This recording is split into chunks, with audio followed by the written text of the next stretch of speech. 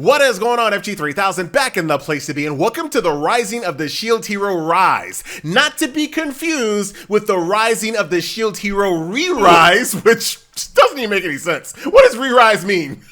actually, you know what? I take it back. I do know what re-rise means. Re-rising is what you do when you go to bed and then you wake up like randomly, like at 4:27 a.m., but you don't have to be up until 9. Then you go back to sleep and then you wake up at 8. You re-rose. you re-rizzed. No riz. You re-risen. There you go. That's what that means. So the Rising of the Shield Hero Re-Rise only came out in Japan, and that bad boy has long shut down. So do not confuse it with this game. This is the Rising of the Shield Hero Rise, which I'm here to tell you did not shut down in Japan, all right? Hello there. Shut down in Taiwan. It's different.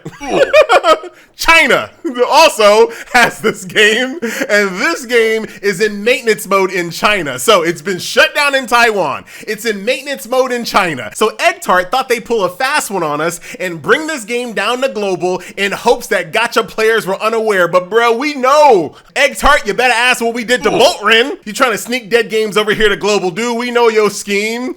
All right. When it comes to shady operations like this, it reminds me of the Latin phrase cache grabu, which is loosely translated in English to cash grab. That's not what it is at all.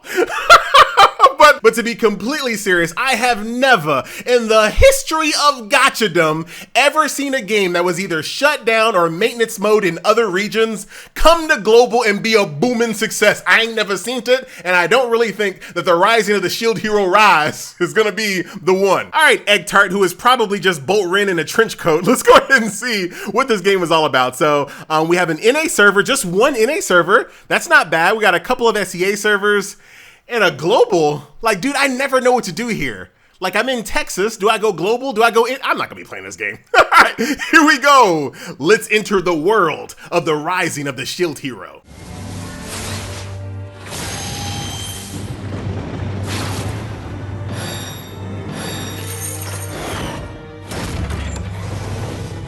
So considering this game is all but abandoned, we're not gonna spend a ton of time playing this one, but let's take a look at a few things. I did get a bunch of, so I'm like 5 minutes into playing this game. I got 28 summon scrolls. So maybe if you're like a fan of the anime, jumping in, burning some summons, getting some of your favorite characters, but not spending like, you know what I mean?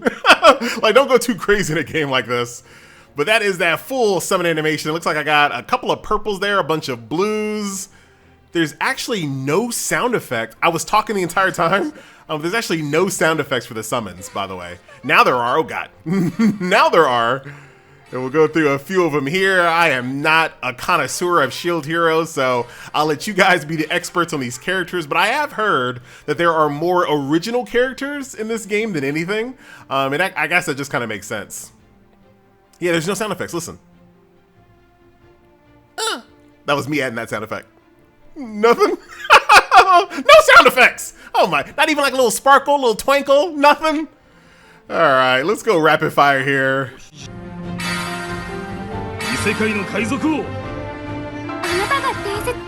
All right, so we did a little bit of summoning. We're here in the lobby screen. It doesn't look too bad. Definitely not my favorite UI design, but I've definitely seen worse.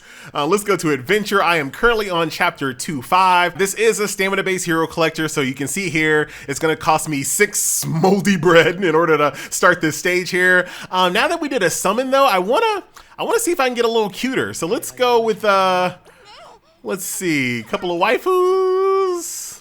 What else we got here? How about this mole dude? He looks good. We'll go ahead and leave this loading screen in so you can kind of get a feel for it. But here we go. I love this little mole dude more than anything. So combat in this game is a universal shared resource turn-based RPG extravaganza. You can see right over here I have 3 shields, and this ability right over here costs 3 shields. So I'll go ahead and cast this. This is going to give me a buff to all my allies. If I double click it, it doesn't work. I got to click on myself. What up with that? Come on, Egtart. You can see here I have 0 out of 8 shields. So now I can only really use basic attacks, but I can do this shield to my whole party, which is very nice. Let's go ahead and do a nice little AoE. This is gonna cost me 3 shields. One of the slightly better looking abilities that I've seen thus far. Now I don't have enough shields to cast her skill 3. Wanted to be able to see this character's skill 3, so let's go ahead and do this. Another AoE, which is nice. mean, not bad. Not bad at all. Like, if this game wasn't already shut down in its other regions and you were a fan of Shield Hero, you could probably get some enjoyment out of this game. It gives me some Princess Connecta vibes, that type of thing. The UI, definitely a little dated, but that's coming from me. I used to play Outer Plane, so what do I know? So a big sticking point for a lot of people I know is gonna be that VIP-ness. Did I have to say big sticking point when I said that? Whatever. So let's take a look at a few of these. So VIP 1, that's gonna increase your main story item drops by 5%, more gold. You also get story fast expiration purchases by 7. Okay. Auto clear chances? What does that mean? Play the game longer, FG. I don't wanna. You can see hot springs, so that's gonna be like some idle offline material. You're gonna get a boost in that. Weapon shop random red gear exchange. So your weapon shops are gonna stock better equipment here. You're gonna get more arena points based off of your winning, more free idle chances. So that's gonna be like your quick battle that you normally see in idle games. Let's go a little further. You get a daily free recruit here at VIP 9, unlocks 4 times speed. Now I will say the game does have a ×3 speed for free, but I want all my quality of life, baby. You unlock a fast tax function for your Heroesville, which is like your home base. You can chat in the world with no cooldown, dude. That's the real winner. You got a daily gold reward. You have draw discounts once a month, bruh. Dude, this is like some old school VIP, like browser game VIP stuff. I'm at VIP 15 at this point. Tons of bonuses, so that's the max. VIP 15, that's the max, all right? So not that bad, of course. All right, so now that we know that VIP has ×4 speed, let's see how bad ×3 is. ×3 is not too shabby. A little bit of copium. Oh, wait a minute. This wasn't there before. Oh, wait a minute. I mean, if you get skip, does ×4 speed even matter? Hold on. Can I use skip for every battle now? Well, now, I mean, ×4 speed doesn't seem like that big of a deal no more.